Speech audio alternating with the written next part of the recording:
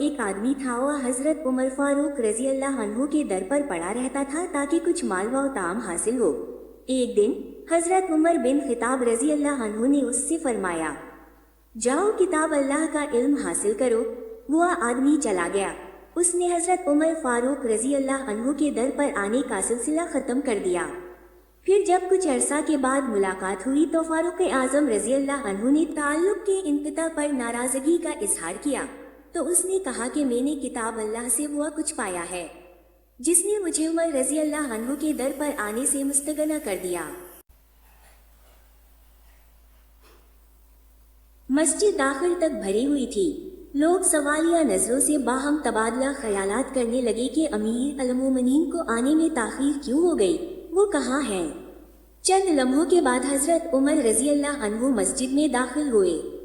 انہوں نے منبر پر چڑھنے کے بعد لوگوں سے معذرت خواہی کرتے ہوئے فرمایا، میں اصل میں اپنے یہ کپڑے دھو رہا تھا اور میرے پاس اس کے سوا اور کوئی کپڑا نہیں تھا۔